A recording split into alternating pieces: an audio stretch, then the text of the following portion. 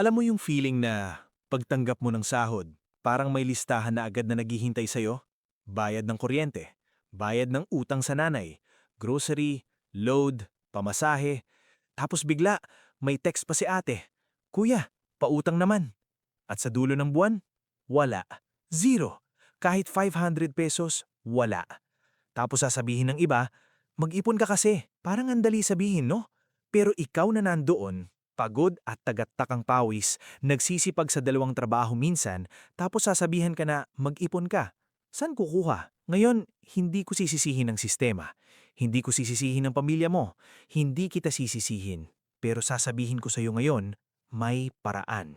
At hindi ito yung cut your coffee na advice na sinasabi ng mga financial gurus na hindi pa nakakasakay ng jeepney. Ito yung 10 ipon tips na gumagana kahit maliit ang kita mo. Filipino tested.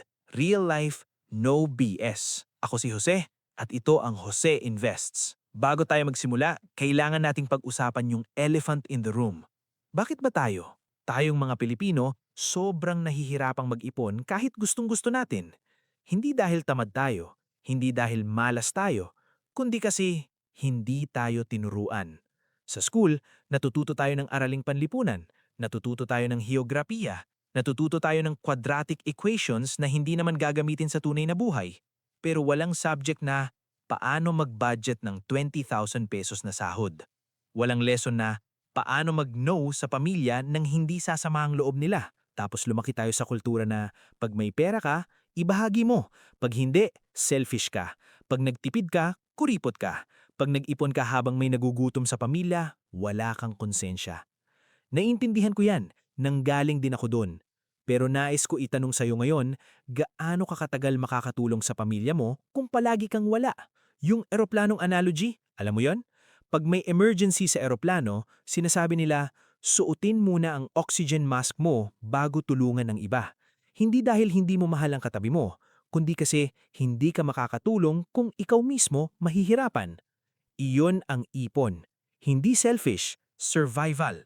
Para sa'yo, para sa kanila. Okay, ngayon, pasok na tayo sa 10 tips. Tip number 1, pay yourself first. Ito yung pinaka-basic pero pinaka-binabaliwala. Pag dumating ang sahod mo, ang unang iniisip natin, bayad ito, bayad iyon, bigay dito, bigay doon. Tapos yung matira na lang, iyon ang ipon. Problema? Wala nang matira. Ang trick, bago ka magbayad ng kahit sino, mag-transfer ka agad ng kahit 500 or 1,000 pesos sa hiwalay na account sa araw mismo ng sahod mo. Hindi yung mamaya na, hindi yung pag may natira. Maghiwalay agad-agad sa araw mismo ng sahod. Ang utak natin ay mag-adjust sa kung ano ang naiwan. Pag 19,000 pesos na lang ang nakita mo sa account mo instead of 20,000 pesos, yung 19,000 pesos na ang pakiramdam mong sahod mo. At ang 1,000 pesos, lumalaki na siya sa ibang lugar. Tip number 2, mag-save sa hiwalay na savings account at huwag i-link sa ATM. Maraming nagsasabi na, may savings account naman ako. Tapos yung savings at checking account nila, magkasamang nakikita sa iisang app. Isang tap lang, nililipat ang pera. Kaya hindi gumagana. Ang ipon na madaling hawakan, hindi ipon. Yun ay baon. Mag-open ng separate savings account. Pwedeng BPI, BDO, o pati na rin yung Maya Savings o GSave sa GCash. Tapos wag i-link sa iyong pang-araw-araw na account. Out of sight, out of mind, at out of temptation. Tip number 3, simulan sa maliit kahit 20 pesos lang sa isang araw. Ito yung pinaka hindi pinaniniwala ang tip kasi ang liit naman. 20 pesos? Anong magagawa ng 20 pesos? Pakinggan mo to. 20 pesos sa isang araw. Sa isang taon, 7,300 pesos. Hindi maliit yan pag wala kang ipon ngayon. Ang point, hindi ang halaga. Ang point, ang ugali. Kasi pag nasanay na ang utak mo na mag-ipon araw-araw kahit piso, mas madali nang scale up mamaya. Ang pinakamabahal na bagay na mababago mo ay ang ugali mo. At ang ugali ay nagsisimula sa maliit na gawi. Tip number 4, i-automate ang ipon mo.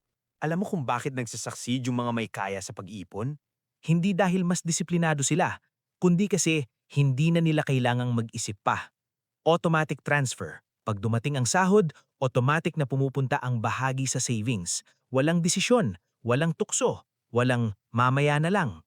GCash, Maya, BPI, lahat sila may autosave or scheduled transfer feature. Iset mo yan isang beses, tapos hayaan mo na siyang gawin ng trabaho para sa'yo. Tip number 5. I-track ang gastos mo hindi para mahirapan, kundi para magising. Hindi kita sasabihan na gumawa ng komplikadong spreadsheet. Kahit notes app lang ng cellphone mo. Isang linggo lang, subukang mong ilist ang lahat ng ginastos mo. Kahit 7 pesos na tingi ng mantika sa sari-sari store. Pagkatapos ng isang linggo, magugulat ka. Hindi sa dami ng gastos mo, kundi sa kung saan napupunta. Maaring nalaman mo na yung 150 pesos na pamasahe mo araw-araw, 4,500 pesos pala sa isang buwan. O yung maliit na, bibilhin ko lang ito sa Shopee, 2,000 pesos pala sa isang buwan. Hindi kita pinapabawal gumastos, pero dapat alam mo kung saan napunta ang bawat piso mo. Kasi pag hindi mo alam, hindi mo rin malalaman kung paano i-redirect. Tip number 6. Gamitin yung 24-hour rule sa impulse buying. May nakita kang bagong sapatos. Sale. 1,500 pesos. Kailangan ko to. Teka lang. Wait lang. Maghintay ka muna. 24 hours lang. Huwag bilhin ngayon. Pag inabukasan, gusto mo pa rin? Pag-isipan. Pag nakalimutan mo na, hindi mo kailangan. Siyentipiko ang dahilan dito. Ang impulse buying nangyayari sa emotional part ng utak. Pag nagpahinga ka ng 24 hours, yung logical brain mo na ang magde-decide. At usually, sasabihin niya, teka, kaya ba natin to? Ito lang ang tip na makakatipid sa'yo ng malaki nang walang effort. Tip number 7, hanapin yung invisible expenses mo. Ito yung mga gastos na hindi mo namamalayan. Subscription na hindi mo na ginagamit, Netflix, Spotify, gym membership na 3 buwan ka nang hindi pumupunta, auto-renewal ng apps, yung libreng G-Life insurance na kaltas pala sa load mo. Umupo ka isang araw, tignan mo lahat ng regular na kuno-charge sa'yo at i-cancel yung hindi mo talaga ginagamit. Hindi malaki ang bawat isa, pero sama-sama, 500 hanggang 1,500 pesos ang maaari mong ma-recover bawat buwan na pwede mong i-redirect sa ipon. Tip number 8. Mag-set ng specific na goal, hindi lang basta mag-ipon. Mag-iipon ako. Okay, para saan? Ang hindi malinaw na goal, madaling makalimutan. Pero pag sinabi mong mag-iipon ako ng 30,000 pesos para sa emergency fund ko, sa loob ng 10 months, 3,000 pesos bawat buwan, may picture ka na, may reason ka, may deadline ka. Tip number 9. Huwag kumparahin ang ipon mo sa ipon ng iba. Ang social media ngayon, puno ng travel posts, bagong kotse, condo reveal, at pag tinitignan mo yung bank account mo, 3,000 pesos lang ang nandoon. Parang wala kang nagagawa. Pero alam mo bang hindi mo nakikita kung magkano ang utang nila para sa lahat ng yan? Ang comparison ay magnanakaw ng motivation. Yung taong may 3,000 pesos na ipon ngayon pero consistent, mas malayo ang mararating kaysa sa taong nagpapanggap na yaman pero puno ng utang. I-track ang progress mo laban sa sarili mo, hindi laban sa iba. Unang buwan, 1,000 pesos. Ikalawang buwan, 2,500 pesos. Ikatlong buwan, 4,000 pesos.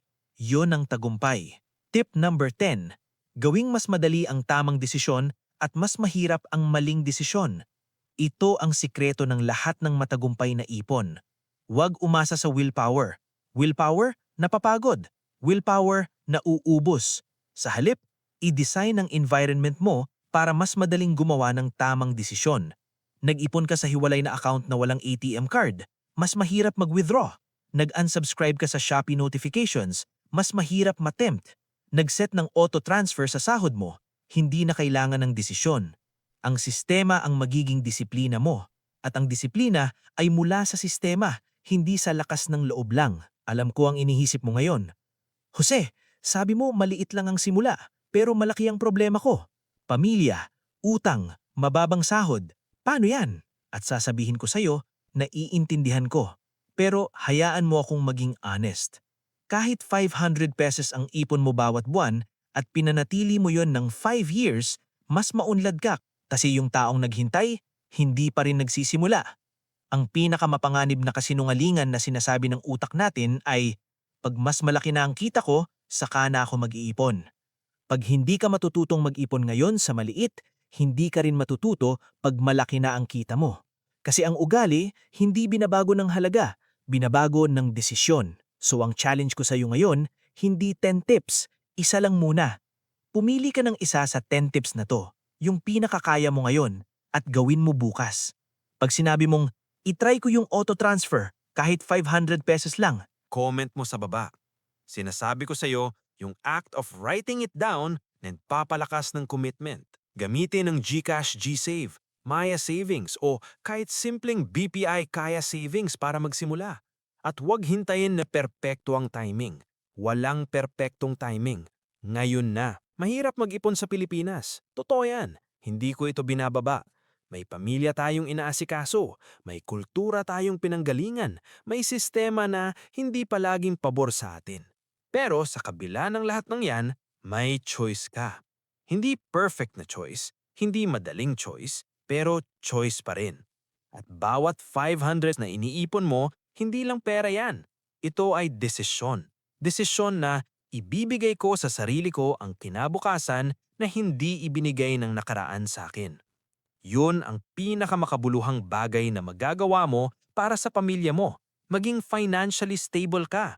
Hindi buwan-buwan na inaasahan. Hindi palagi sa gitna ng emergency, kundi yung tao na kaya nang tumayo para sa iba kasi nakatayo muna siya para sa sarili. Kung na-inspire ka ng video na to, mag-subscribe sa Jose Invests para sa mas maraming Tagalog money lessons at i-share mo to sa isang kaibigan o kapatid na kailangan makarinig nito ngayon. Hanggang sa susunod, mag-ipon tayo ng may layunin, ng may dignidad. Ako si Jose. Ingat kayo palagi.